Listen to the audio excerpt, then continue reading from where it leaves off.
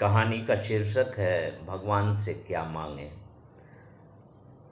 भगवान से मांगने के संबंध में एक कथा आती है कि एक बार भगवान कृष्ण अर्जुन को साथ लेकर घूमने निकले।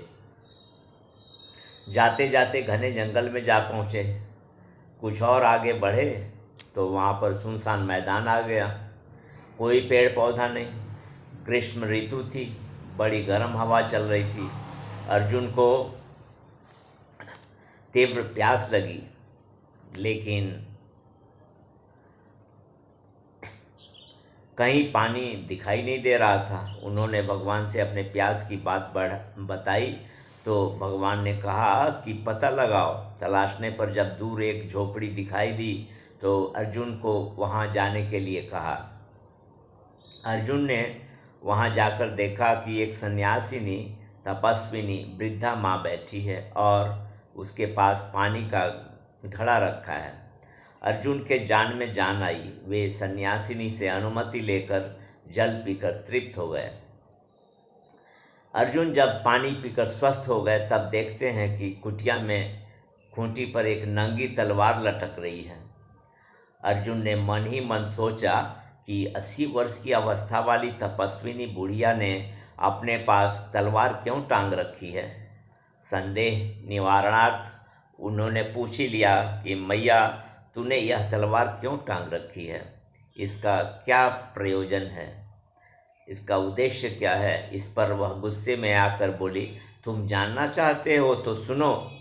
इसे इसलिए टांग रखा है कि यदि अर्जुन और द्रौपदी मिल जाएं तो उनके सिर काट लूं।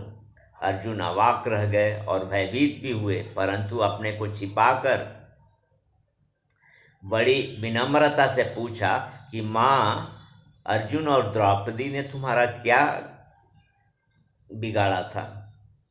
ऐसा कौन सा अपराध हो गया कि तुम जैसी तपस्विनी उन दोनों का वध करने को तैयार हो? वृद्धा माँ ने उत्तर दिया कि तुम नहीं जानते, किंतु द्रौपदी ने बहुत बड़ा अपराध किया है।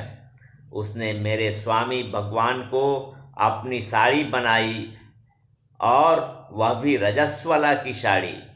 संसार में सभी नंगे पैदा होते हैं, वह भी नंगे मर जाती, परंतु उसने क्यों मेरे भगवान को रजस्वला की साड़ी बना दिया? इतना बड़ा अपराध है उसका कि यदि वह मुझे मिल जाए तो उसे मार डालूं। फिर अर्जुन ने कहा, माँ, तुम्हारी यह बात ठीक है, परंतु अर्जुन ने क्या अपराध किया?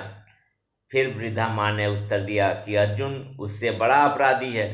जिसकी पूजा करनी चाहिए उनसे घोड़े चलवाए, जिनको अर्घ्य देना चाहिए या जिनके चरणों में बैठकर सेवा करनी चाहिए, उस भगवान को अपना सारथी बनाया।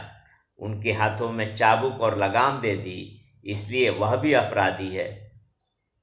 अर्जुन ने समझ लिया कि माई तो ठीक कहती है और फिर चुपचाप भगवान कृष्ण के पास आकर सारा वृतांत सुनाया।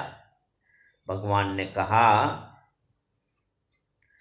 तुम ही सोचो क्या ठीक है, हम तो तुम्हारे हैं। इसलिए भगवान से सामान्यतः कुछ न चाहें, परंतु हाँ, एक बड़ी सुंदर बात को याचना भाव से भगवान को आत्मसमर्पित करके कुछ कह दे कि नाथ, बस तुम्हारी इच्छा पूरी हो।